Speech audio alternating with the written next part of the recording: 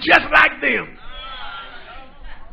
She said, are you big enough to provide for me what you promised me? Don't get my hopes up.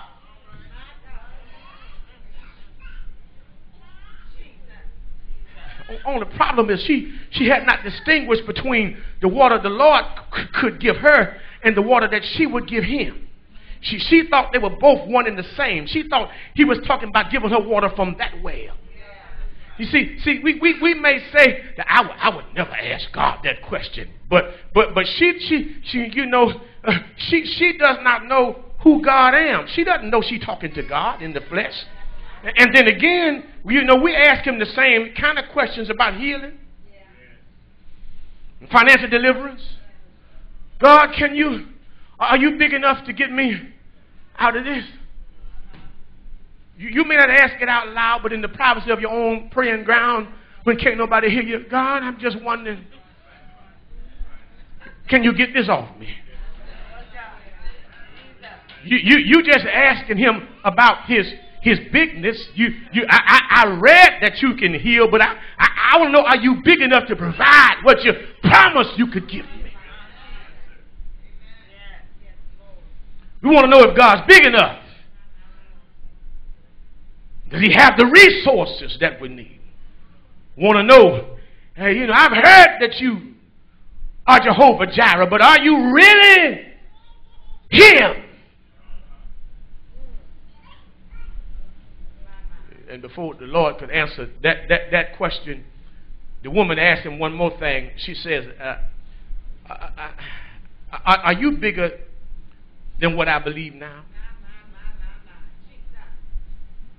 Now, truth of the matter is that everybody, take it to the bank, everybody has a belief system, even unbelievers. Folk who play the lottery, that may be their religion. I done seen them. I done been down there to the green machine. I done seen them. There are people who believe in a certain number. I don't care what number y'all call. They got a certain, they believe in that number. And they play that number every day. Every day. And they don't go to no different store. They play it at the same store every day. You can set your watch by them.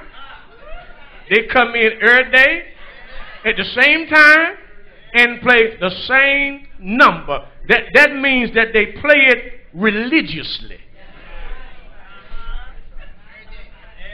Every day. Just like you pray. And sometimes more than you pray. They play their number. Some folk don't come to church, but they go to their store. Same time, every day. And hope the same clerk is that. When you're working, I'm coming in when you're working. You my lucky person.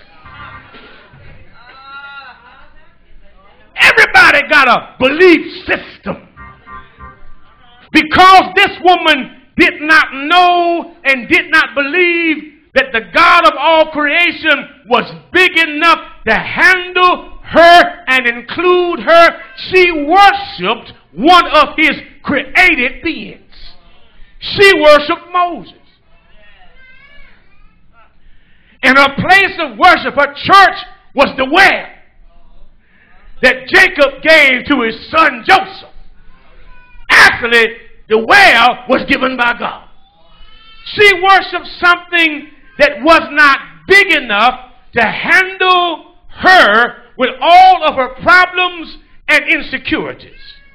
And so what God does is he prearranges this meeting to let her know that I'm bigger than what you're working with.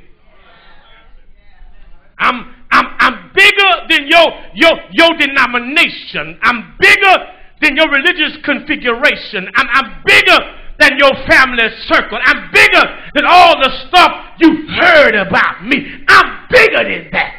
You see what you worshiping and what are you worshiping? I'm wondering what are you worshiping that's not big enough to help you? Y'all, I'm working now. There's some folks, some men that can't live without a woman. There's some women that can't live without a man. And all the men you had ain't helped you. All the women you had couldn't handle your issues. You need somebody that's bigger. Some folks worship their jobs, but jobs can be lost. You need somebody that's bigger.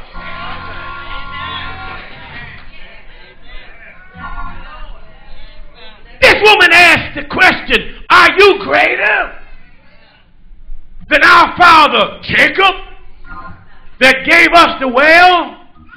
He drank from the well himself. His children drank and his cattle. Are you greater? Now the answer was clear to her as Jesus didn't talk about himself. He just talked about the water. He started talking about the water he gave. You know, he said, the water I got is great. He didn't say nothing about himself. He just said that the water, well, now the people said it best, this water I give. You can't get out of this water in this fountain.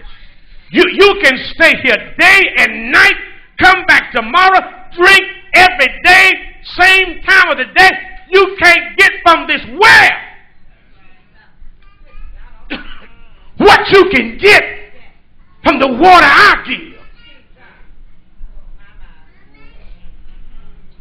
After that, Jesus began to expound on the reason for apprehension and pain. Self-imposed segregation.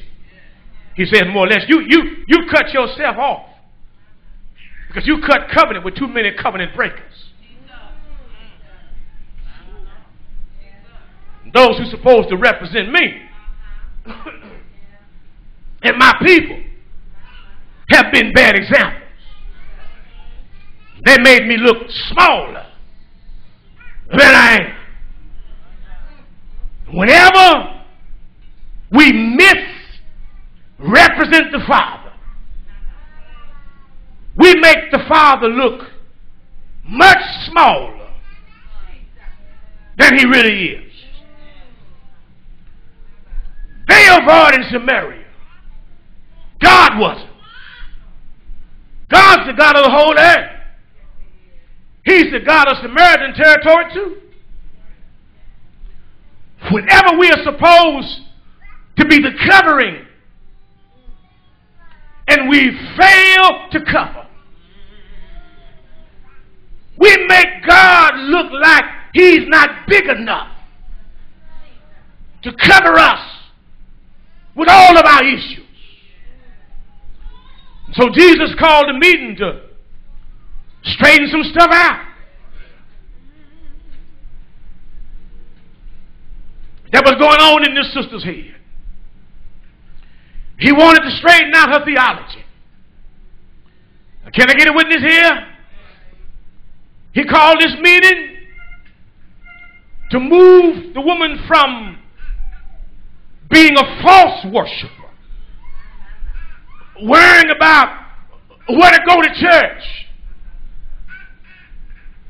to being a true worshiper, where her only concern was with the sincerity of her worship and the power of the God she worshiped. You see, true worshipers' concern is in worshiping God in spirit and in truth. Their worship is not based upon the drum beat. It's not carnal or soulish, but it's spirit derived and spirit driven. The drummer ain't got to be here for me to shout, because there's a shout in my spirit. The true worshiper worships God out of his or her spirit man. They walk in the Spirit so they can keep the flesh up under subjection and not have to deal with the lust of the flesh.